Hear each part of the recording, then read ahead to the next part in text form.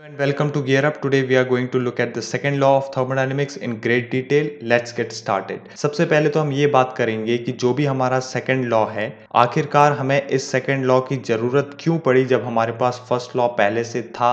क्यों ये second law हमारे पास इंपॉर्टेंट है, या फिर ये कहें कि फर्स्ट लॉ की क्या ऐसी लिमिटेशंस हैं जिसको वो पूरा नहीं कर पाया और हमें सेकंड लॉ लाने की जरूरत पड़ी। पहली चीज तो ये है कि जो भी हमारे पास कोई दो स्टेट्स हैं, मान लिया ये कोई दो एंड स्टेट्स हैं, ये है 1, ये है 2। इन दोनों के बीच में एक कोई प्रोसेस चलती है 1 to 2।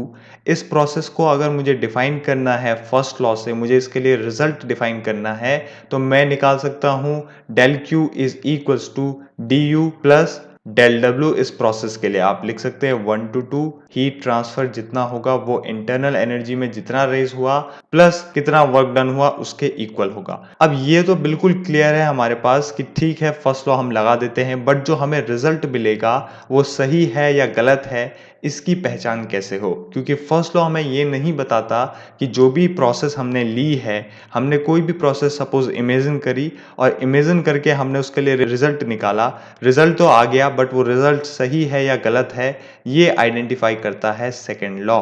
इसीलिए हमारे पास सेकंड लॉ इंपॉर्टेंट रहता है। कैसे करता है उसकी बात हम करेंगे।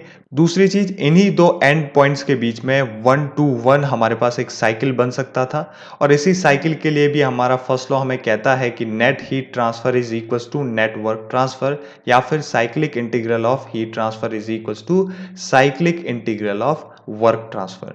तो ये हमें बताता है हमारा फर्स्ट लॉ, और इससे हम रिजल्ट भी बिल्कुल आसानी से निकाल सकते हैं। बट हमने कहा कि वो रिजल्ट सही है या गलत है वो डिपेंड करेगा कि जो आपकी प्रोसेस है वो एग्जिस्ट कर रही है या नहीं करती है। अगर वो नेचर में एग्जिस्ट नहीं करती है तो इसका पता हमें सेकंड लॉ ही बता सकता है। तो इसीलिए सेकंड लॉ यहाँ पे इंपॉर्टेंट रहता है किसके लिए, टू चेक द पॉसिबिलिटी और you can say the feasibility of any process और any cycle whether it exist और नॉट।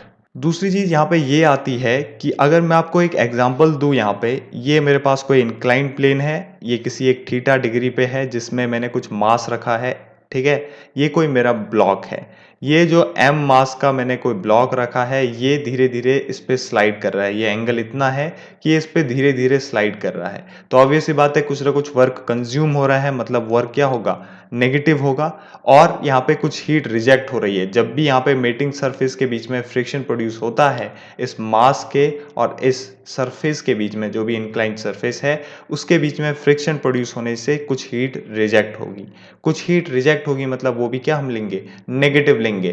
तो फर्स्ट लॉ तो इसके लिए सिंपल सिंपल हमें रिजल्ट दे देगा कि जो भी आपका हीट ट्रांसफर है वो क्या है, हीट रिजेक्शन है, इज इक्वल्स टू जितना आपका इंटरनल एनर्जी है, जितना इंटरनल एनर्जी रेज हुआ माइनस डेल डब्ल्यू, मतलब यहाँ पे जितना भी वर्क ट्रांसफर हुआ उसके इक्वल है। तो ये हमें फर्स्ट लॉ ने रिजल्ट दे दिया कि ये ऐसे कुछ होगा, और ये रिजल्ट सही भी होगा बिकॉज ये जो प्रोसेस हो रही है ये नेचुरली पॉसिबल है। इसी की जगह पे अगर हमारा मास कहीं यहाँ पे आ जाता है, एंड कंडीशन पे आ जाता है कहीं यहाँ पे, ठीक है। अब हमारा जो मास यहाँ पे आया, इसको अगेन हमने क्या किया, एक रिवर्स प्रोसेस कराने की कोशिश करी। रिवर्स प्रोसेस मतलब हमने इतनी ही हीट वापस दे दी इस सिस्टम को, इस मास को, जितनी हमने रिजेक्ट करी थी जब इसका फ्रिक्शन हुआ था उस दौरान। तो उतनी ही हीट अगर हम इसको वापस देते हैं तो क्या ये सिस्टम अगेन अपनी इनिशियल पोजीशन पे आ जाएगा, नहीं आएगा। नहीं आएगा क्योंकि हीट देने पर उतना ही वर्क उसको नहीं मिलेगा, जस्ट वो हीट पूरी की पूरी लॉस हो जाएगी। बट फर्स्ट लॉ हमें क्या बोल रहा है, फर्स्ट लॉ यहाँ पे भी हमें बता देगा कि आपने कुछ हीट दी मतलब दैट इज पॉजिटिव, तो इंटरनल एनर्जी में रेज होगा प्लस आपको कुछ वर्क मिलेगा। बट एक्चुअल क्या है, एक्चुअल में आपको कोई भी वर्क नहीं मिलने वाला, खाली जो पूरी की पूरी जो हीट है वो सारी या तो इंटरनल एनर्जी रेज करने में चले जाएगी या फिर कुछ हीट रिजेक्ट हो जाएगी। तो इस रिजेक्शन की बात इस फर्स्ट लॉ ने नहीं करी, इस इंटरनल एनर्जी रेज की बात उसने जरूर कर दी, और ये भी नहीं बताया कि वर्क ट्रांसफर जीरो होगा। तो पूरा किसी भी प्रोसेस को कि वो नेचुरली प्रोसेस एग्जिस्ट कर रही है या नहीं कर रही है, इसको पता लगाने के लिए सेकंड लॉ बहुत इंपॉर्टेंट इंपॉर्टेंट है। फर्स्ट लॉ हमें ये नहीं बताता, इसीलिए हम सेकंड लॉ को बोलते हैं second law is the directional law. ये हमें बता रहा है कि इतनी हीट रिजेक्ट हुई, मतलब कितनी हीट कहाँ गई, हीट फ्लो का डायरेक्शन के बारे में हमें ये सेकंड लॉ बता रहा है। तो हम बोल सकते हैं यहाँ से कि जो सेकंड लॉ है वो क्या है, second law is the directional law. Second law is the directional law. क्यों डायरेक्शनल लॉ है? क्योंकि इसने हमें बताया कि हीट फ्लो कहाँ कहाँ होगी, कैसे कैसे होगी, और इसने हमें एक प्रैक्टिकल अप्रोच देके ये बताया कि हीट फ्लो कैसे होगी, हीट फ्लो का डायरेक्शन क्या होगा, साथ ही साथ एनर्जी फ्लो कहाँ कहाँ होगी, और जो प्रोसेस आपकी है वो पॉसिबल है भी या नहीं। देखिए, तीसरा कारण जिससे हम बोल रहे हैं कि सेकंड लॉ इंपॉर्टेंट है वो ये है कि जब भी हम किसी हीट और वर्क के कन्वर्जन की बात कर रहे हैं, हीट का अगर वर्क में कन्वर्जन हो रहा है, तो फर्स्ट लॉ ने हमें कहा कि कोई सर्टेन अमाउंट ऑफ हीट जो है वो सर्टेन अमाउंट ऑफ वर्क में कन्वर्ट होगी।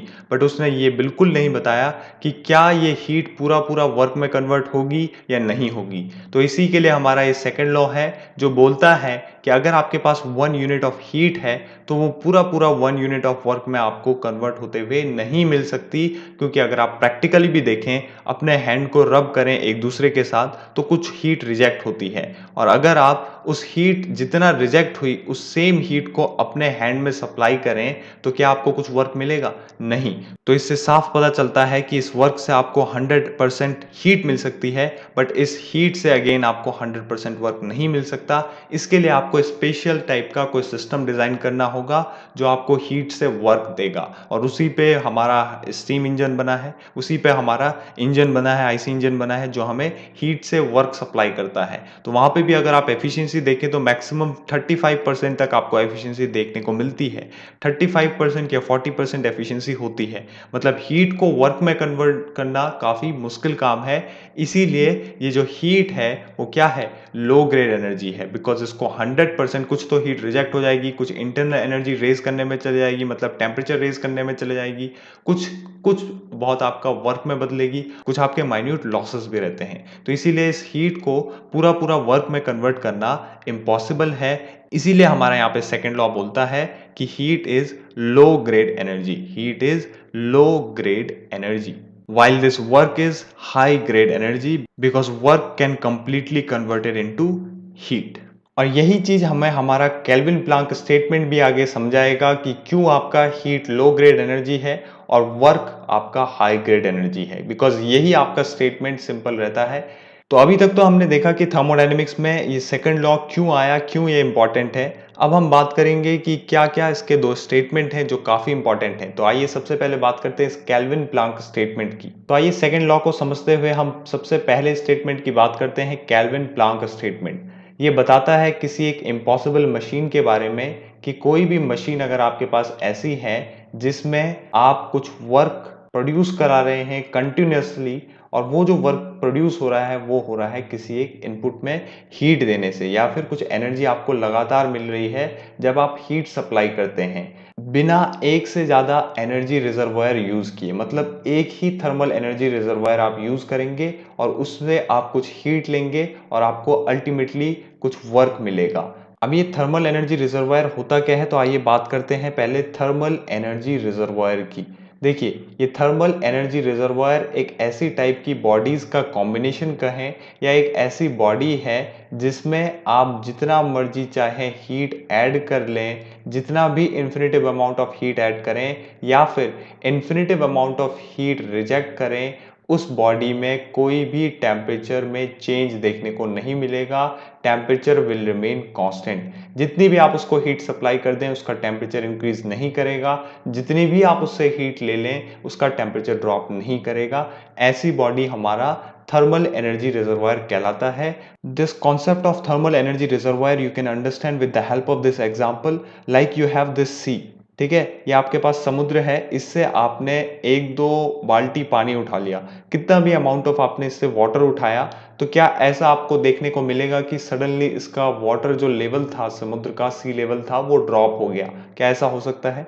आप इससे कितना भी अमाउंट ऑफ वाटर ले लें, इस पे कोई भी इफेक्ट नहीं पड़ने वाला है। आपने इससे कितना भी अमाउंट ऑफ वाटर ले लिया, चाहे इसमें कितना भी अमाउंट ऑफ वाटर ऐड कर दिया, इसके लेवल में ना ही राइज होगा ना ही फॉल होगा, मतलब सी लेवल कांस्टेंट ही बना रहेगा। सिमिलरली जितना भी आप इस बॉडी को हीट ऐड कर लें या फिर जितना भी आप इस बॉडी से हीट रिजेक्ट कर लें, वापस ले लें, एब्जॉर्ब कर लें, इसका टेम्परेचर कांस्टेंट ही बना रहेगा, जैसे कि किसी समुद्र में उसका लेवल कांस्टेंट बना रहता है। Now when it comes to this thermal energy reservoir, this is divided into two parts. One is our source, other is sink. Source क्या है? सोर्स एक ऐसा थर्मल एनर्जी रिजर्वायर है जिससे आप जितना भी हीट गेन कर लें, जितना भी हीट एब्जॉर्ब कर लें, उसका टेम्परेचर कांस्टेंट बना रहेगा।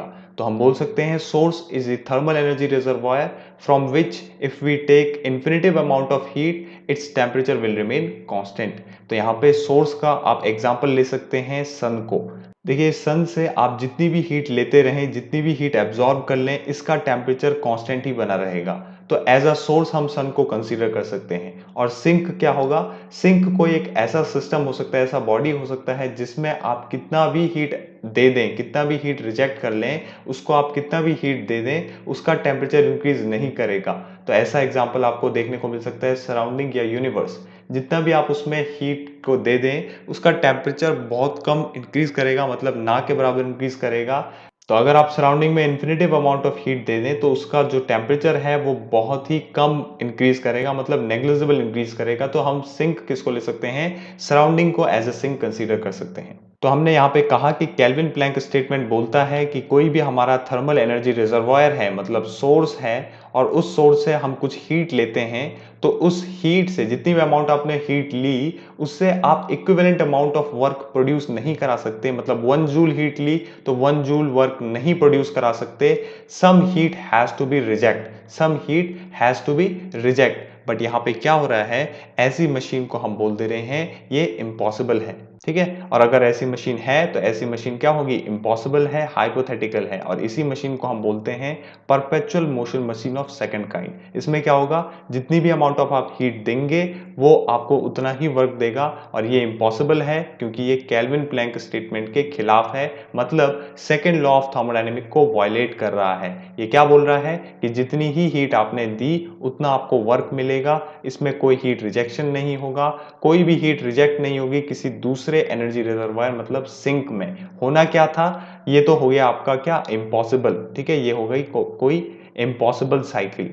अब देखो ये तो थी हमारी इम्पॉसिबल साइकिल। तो पॉसिबल साइकिल क्या होगी? पॉसिबल साइकिल एक ऐसी साइकिल होगी जिस साइक्लिक प्रोसेस के दौरान अगर आप सोर्स से कुछ हीट ले रहे हैं, सोर्स से आपने कुछ हीट ली, तो यहाँ पे आपको कुछ वर्क तो मिलेगा, साथ ही साथ some heat has to be reject. कुछ ना कुछ हीट को रिजेक्ट करना ही करना पड़ेगा, कुछ ना कुछ हीट को इस मशीन को रिजेक्ट करना पड़ेगा, तभी आपका कोई मशीन काम कर सकता है। और इसी में आपका एग्जाम्पल आ जाता है स्टीम इंजन या फिर कोई इंजन। अब यहाँ पे कई बार ये डाउट उठता है कि क्यों ये हीट रिजेक्शन इंपॉर्टेंट है किसी भी सिंक में। जो आप ये हीट रिजेक्ट करा रहे हैं, ये तो हमारा सोर्स है जिससे हमने हीट ली, इस सिंक में हमने हीट रिजेक्ट कराई। देखिए यहाँ पे ये समझना इंपॉर्टेंट है कि मान लिया हमने सोर्स T1 टेम्परेचर है, ये हीट एट Q1 कर रहा है, Q2 रिजेक्ट कर रहा है, तो ये सिंक हमने T2 टेम्परेचर ले लिया।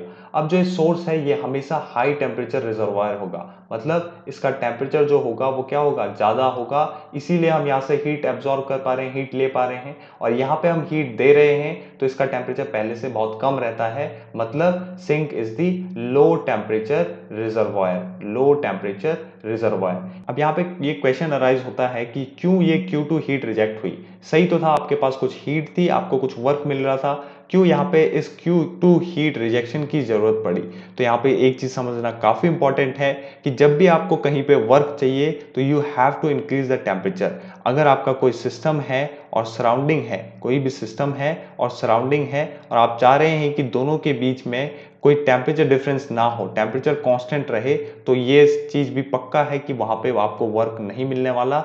There will be no work you will obtain, because heat rejection काफी इंपॉर्टेंट है। जब भी अगर आपका टेम्परेचर कांस्टेंट रहे सिस्टम और सराउंडिंग के बीच में, तो आपको वर्क नहीं मिल सकता। फॉर एग्जांपल यहाँ पे आप समझें तो आपके पास कोई कॉफी का गिलास है, ठीक है, गर्म कॉफी से भरा हुआ कोई गिलास है, इसमें पूरी कॉफी भरी है, तो क्या होगा? आपको ऑब्वियसली पता है इसका टेम्परेचर ज्यादा है, तो ये कुछ ना कुछ हीट रिजेक्ट करेगा। ऐसा नहीं है कि इसका टेम्परेचर इंक्रीज करने लग जाएगा जैसे जैसे टाइम बीतेगा। टाइम बीतने के साथ साथ इसका टेम्परेचर ड्रॉप ही करेगा, बिकॉज इससे कुछ हीट रिजेक्ट होगी।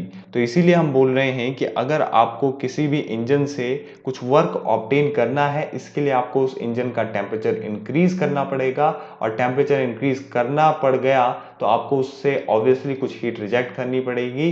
बिकॉज हीट रिजेक्ट नहीं हो रहा है, इसका मतलब है कि टेम्परेचर जो है सिस्टम और सराउंडिंग के बीच में कांस्टेंट है, और अगर ऐसा हो जाता है, सिस्टम और सराउंडिंग के बीच में टेम्परेचर कांस्टेंट हो जाता है, तो ये वर्क हमें नहीं मिल सकता। इसीलिए यहाँ पे ये जो हीट रिजेक्शन है वो इंपॉर्टेंट है। तो केल्विन प्लांक स्टेटमेंट हमें सीधे सीधे बताता है कि अगर आपके पास कोई इंजन है जिसमें आपने कुछ हीट ऐड करी Q1 किसी एक सोर्स टेम्परेचर से T1, ये जो T1 आपने लिया ये किसी मल्टीपल बॉडी से भी लिया हुआ टेम्परेचर हो सकता है, जिन मल्टीपल बॉडीज का टेम्परेचर आपस में थर्मल इक्विलिब्रियम में होगा, मतलब उनका टेम्परेचर कांस्टेंट होगा। इसके बाद ये जो इंजन है ये कुछ हीट रिजेक्ट करेगा Q2, और ये जो हीट रिजेक्ट करेगा ये कहाँ रिजेक्ट करेगा, ये किसी T2 बॉडी में या फिर किसी T2 सिंक में रिजेक्ट करेगा। और this sink can be atmosphere, can be surrounding, और ये जो सोर्स है ये कुछ भी हो सकता है। You can consider it as engine itself, और you can consider it as a source like a sun. आपने कुछ हीट दी तो कुछ तो अमाउंट इसने वर्क में दिया और कुछ अमाउंट इसने रिजेक्ट किया। तो साफ सी बात है, अगर आप यहाँ से एफिशिएंसी निकालें इस इंजन के लिए, एफिशिएंसी क्या होती है, एफिशिएंसी होती है कितना वर्क आपको मिला एज कंपेयर टू हीट। देखिए यहाँ पे एक इंपॉर्टेंट बात भी थी कि ये PMM2 जो हमें एफिशिएंसी दे रहा है, ये जो एफिशिएंसी देगा वो क्या होगा, वर्क अपॉन हीट इनपुट। जैसे कि हमने कहा work output upon heat input is the efficiency, मतलब कितनी हीट आपने दी उसके कंपेयर में आपको वर्क कितना मिला, दिस इज योर एफिशिएंसी। और यहाँ पे क्या हो रहा है, पूरा का पूरा हीट जो है वो वर्क में कन्वर्ट हो रहा है, मतलब ये जो लो ग्रेड एनर्जी है ये पूरा का पूरा हाई ग्रेड एनर्जी में कन्वर्ट हो जा रहा है, जो कि इम्पॉसिबल है। जैसे कि हमने पहले भी बताया था एग्जांपल से कि आप हैंड रब कर रहे हैं तो जितनी भी हीट रिजेक्ट हुई उतने हीट रिजेक्ट होने से क्या आपका हैंड अपने आप रब होने लग जाएगा, मतलब आपको उतना सेम अमाउंट ऑफ वर्क मिलेगा। अगर नहीं तो यहाँ पे ये जो PMM2 है वो गलत है। PMM2 गलत क्यों है, क्योंकि जितना आप हीट दे रहे हैं उतना ही वर्क आउटपुट है, मतलब 1 आपके पास एफिशिएंसी हो गई, दैट विल बी 100%। और किसी भी इंजन की एफिशिएंसी 100% कभी नहीं होती है। तो ये PMM2 हमें बता रहा था कि जो एफिशिएंसी है वो 100% है, इसीलिए यहाँ पे ये गलत था। अब हम बात कर रहे थे कि किसी इंजन के लिए एफिशिएंसी क्या होगी, तो हमने कहा कितना वर्क हमें मिला आउटपुट में एज कंपेयर टू जो हमने इनपुट दिया। इनपुट में जितना दिया उसके कंपेयर में आउटपुट पे कितना मिला, वो हमारी एफिशिएंसी होगी, है ना। तो हम लिख सकते हैं आउटपुट अपॉन इनपुट इनटू 100। ठीक है, ये तो हो गई हमारी एफिशिएंसी। अब इनपुट में हीट जो हम दे रहे हैं वो क्या लिए, हमने Q1 ली है। जो भी हमने सोर्स से हीट ली वो हमने Q1 लिया है, जो सिंक में रिजेक्ट हुई वो हमने Q2 लिया है। तो वर्क आउटपुट क्या होगा, वर्क आउटपुट आप दो तरीके से निकाल सकते हैं। एक तो आप सिंपली देख सकते हैं कि कितना आपका सिस्टम को एनर्जी गई है। सिस्टम को जाने वाली एनर्जी क्या है Q1, बाहर आने वाली क्या है W और Q2। तो हम सीधे सीधे लिख सकते हैं कि Q1 is equals to W plus Q2, और from here you can write W is equals to Q1 minus Q2, और you can apply first law of thermodynamics. पता है कि net heat transfer is equal to net work transfer. Net heat transfer Q1 add हो रहा है इसलिए positive, Q2 reject हो रहा है इसलिए negative, is equal to W मिल रहा है इसलिए पॉजिटिव। तो डायरेक्टली यहां से पता चलता है फर्स्ट लॉ से भी कि W is equal to Q1 minus Q2। तो यहाँ पे हम लिख सकते हैं Q1 minus Q2 upon Q1 is the efficiency. You can also write this efficiency as 1 minus Q2 upon Q1. So this is the formula of thermal efficiency for a steam engine. Next statement आता है second law का कि Clausius statement. ये बोलता है अगर आपके पास कोई लो टेम्परेचर रीजन है, ये कोई लो टेम्परेचर रीजन है, इसको हम क्या बोल सकते हैं, इसको हम बोल सकते हैं सिंक। अब इस सिंक से जो कि खुद में ही इसके पास कम टेम्परेचर है, उससे आपको हीट एब्जॉर्ब करना है, उससे आपको कुछ हीट एब्जॉर्ब करना है। मान लिया Q2 आपने एब्जॉर्ब करी, और वो हीट एब्जॉर्ब करके आपको किसी एक हाई टेम्परेचर रीजन में पहुंचाना है जिसका टेम्परेचर पहले से इंक्रीज हो चुका है, या फिर आपको टेम्परेचर इंक्रीज करना है। So that will be our source, वहां पे आपको हीट पहुंचाना है। तो अगर ऐसा कहीं पे भी है तो वो इम्पॉसिबल है। ये पॉसिबल तभी हो सकता है, मतलब लो टेम्परेचर से हाई टेम्परेचर तक हीट तभी पहुंचाई जा सकती है जब आप किसी एक्सटर्नल एजेंसी की मदद से कुछ एनर्जी दें या फिर कुछ वर्क आप प्रोवाइड कराते हैं। तो क्लॉजेज स्टेटमेंट बात करता है वर्क कंज्यूमिंग डिवाइस की, और जबकि हमारा केल्विन प्लैंक बात करता है वर्क प्रोड्यूसिंग डिवाइस की। तो वर्क कंज्यूमिंग डिवाइस में क्लॉजेज स्टेटमेंट बात करेगा रेफ्रिजरेटर और हीट पंप की, और केल्विन प्लैंक बताता है इंजन और टरबाइन के बारे में, जो कि वर्क प्रोड्यूसिंग डिवाइस हैं। So from here we can say, according to clauses statement, it is impossible to construct a device which transfer heat from low temperature region to high temperature region without any aid of external agency। ठीक है, और अगर आपको ऐसा करना भी है, मतलब आपको लो टेम्परेचर से हाई टेम्परेचर तक हीट ट्रांसफर करना भी है, तो आपको किसी एक एक्सटर्नल एजेंसी की जरूरत पड़ेगी, जो आपका वर्क या कोई एनर्जी हो सकता है। तो यहाँ से हम सिंपल बोल सकते हैं, इसमें हमारे पास सबसे पहला एप्लीकेशन आ जाएगा रेफ्रिजरेटर। रेफ्रिजरेटर में क्या होता है? Refrigerator is use to maintain the low temperature. Low temperature किससे? सराउंडिंग के कंपेयर में। तो सराउंडिंग से नीचे जो भी टेम्परेचर हमें मेंटेन करना होता है, उसके लिए हमारा हेल्प करता है रेफ्रिजरेटर। तो हम बोल सकते हैं कि refrigerator is a device which is use to maintain the temperature of any system of any particular region below the temperature of surrounding और बिलो द एटमॉस्फेरिक टेम्परेचर। अब देखिए, ये रेफ्रिजरेटर भी क्लॉजियस का एक एप्लीकेशन है। तो यहाँ पे ये भी क्या करेगा, किसी एक लो टेम्परेचर रीजन से जिसका टेम्परेचर T2 है, वहां से कुछ हीट Q2 माना एब्जॉर्ब करेगा, और उसके बाद कुछ वर्क देगा और कुछ हीट को रिजेक्ट कर देगा किसी भी T1 में, मतलब हाई टेम्परेचर रीजन में, जिसको हम बोल सकते हैं क्या, यहाँ पे हम इस T1 को बोल सकते हैं, ये हो गया हमारा एटमॉस्फेयर, और ये वो रीजन हो गया जहाँ पे आपका जो भी आपको ठंडा करना है, जहाँ से भी आपको हीट को एब्जॉर्ब करना है, जैसे आपका जो भी एवेपोरेटर हो गया, या फिर जो भी आपके फ्रीज रेफ्रिजरेटर के अंदर का एरिया है जिसको भी आपको कूल करना है। ठीक है, इसमें आप आ सकता है आपका फूड आइटम, या फिर जो भी आपको एक पर्टिकुलर रीजन जो है वो जो ठंडा करना है, वो आ जाता है आपका सिंक में, क्योंकि सिंक हमेशा लो टेम्परेचर रिजर्वायर है, तो इसका जो टेम्परेचर होगा वो कम ही होगा। तो एटमॉस्फेरिक के कंपेयर में कम है, इसीलिए एटमॉस्फेरिक तो क्या बन गया, एटमॉस्फेरिक बन गया सोर्स, और वो रीजन जिसको हमें कूल करना है, जिसका टेम्परेचर ड्रॉप करना है, वो बन गया हमारा सिंक। तो हमने करना क्या है, अगर हमारे पास कोई गर्म फूड आइटम है, उससे हम कुछ हीट एब्जॉर्ब करेंगे, क्योंकि किसी भी सिस्टम को या किसी भी लिक्विड को आपको आइस में बदलना है, तो आपको उस लिक्विड में से कुछ हीट एब्जॉर्ब करनी पड़ेगी। इसीलिए किसी भी फूड आइटम को अगर आपको ठंडा करना है, तो ऑब्वियस सी बात है उससे आपको कुछ हीट रिजेक्ट करनी पड़ेगी। जितना कैलोरी आप हीट रिजेक्ट करोगे, उतना ज्यादा वो ठंडा होता जाएगा। तो उससे आपको हीट एब्जॉर्ब करनी है, and that heat will be Q2, and that heat will be Q2। और प्लस आपने क्या किया, कुछ वर्क दिया इस रेफ्रिजरेटर को, जिससे कि आपका जो साइकिल है वो कंटिन्यूअसली चलता रहा, और बाद में अल्टीमेटली आपका कुछ हीट जो है Q1 वो रिजेक्ट हो गया। अब देखिए, यहाँ पे दो टर्म आते हैं, एक तो आता है एफिशिएंसी, दूसरा आता है COP। एफिशिएंसी हम यूज करते हैं किसी भी इंजन की परफॉर्मेंस के लिए, इंजन की परफॉर्मेंस के लिए। COP हम यूज करेंगे रेफ्रिजरेटर, या फिर किसके लिए, या फिर हम यूज करेंगे हीट पंप के लिए। ठीक है, हीट पंप के लिए। अब इनमें डिफरेंस क्या है, तो अगर आप एफिशिएंसी देखते हैं किसी इंजन के लिए, कोई भी आपके पास इंजन है, इंजन ये है जिसमें आप क्या करते हैं, कुछ हीट देते हैं Q1 और कुछ हीट होती है रिजेक्ट, और आपको कुछ मिलता है वर्क। तो एफिशिएंसी क्या है, output upon input. Output upon input दोनों ही, देखिए दोनों ही परफॉर्मेंस को चेक करेगा, चाहे वो एफिशिएंसी है या चाहे वो COP है। बट जो एफिशिएंसी है वो वर्क प्रोड्यूसिंग डिवाइस के परफॉर्मेंस को चेक करेगा, और जो COP है वो वर्क कंज्यूमिंग डिवाइस के परफॉर्मेंस को चेक करेगा। इसीलिए इनमें डिफरेंस आ जाता है। अब जो एफिशिएंसी है उसको हम लिखते हैं output upon input. Output upon input मतलब कितना आपको आउटपुट मिला वर्क, और कितना आपने दिया heat input, that is Q1।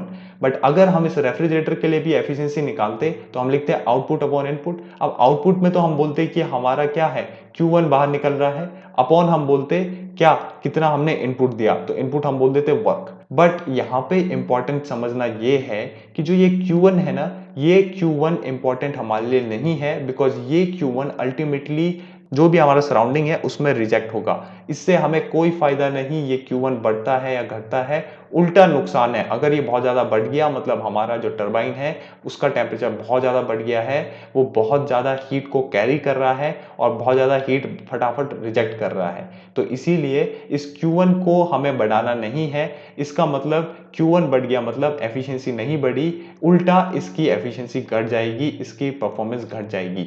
इसीलिए यहाँ पे एफिशिएंसी ना बोल करके दूसरा टर्म आता है वो होता है COP, और वो बात करता है इसके डिजायर्ड इफेक्ट की। मतलब यहाँ पे हमें Q2 की जरूरत है, यहाँ पे Q1 की जरूरत नहीं है, क्योंकि जितना ज्यादा ये Q2 होगा उतना ज्यादा वो हीट को एब्जॉर्ब करेगा, उतना ज्यादा हमारा फूड आइटम एटमॉस्फेरिक टेम्परेचर से नीचे जाएगा। क्योंकि हमारा मेन मोटिव रेफ्रिजरेटर को यूज करने का यही है कि जो भी हमारे पास एटमॉस्फेरिक टेम्परेचर है उससे नीचे हमारा टेम्परेचर जाए, जो कि हमें किसी रीजन में क्रिएट करना होता है। तो सिंपल यहां से हम बोल सकते हैं कि जो Q2 है वो हमारा डिजायर्ड इफेक्ट है, Q1 नहीं। तो इसी Q1 को हम रिप्लेस कर देते हैं Q2 से और हम बोल देते हैं desired effect upon work, and that is our COP but not the efficiency. तो यही डिफरेंस सिंपल आता है हमारे पास कि अगर ये एफिशिएंसी हम बोलते हैं रेफ्रिजरेटर के लिए तो यहाँ पे Q1 अपॉन W लिखता, बट हमें इस Q1 की जरूरत नहीं है, because Q1 is just the heat rejection. और किसी भी रेफ्रिजरेटर से जितना ज्यादा हीट रिजेक्ट हो रही है उससे आपको कोई फायदा नहीं है। आपको फायदा तभी है जितना आपका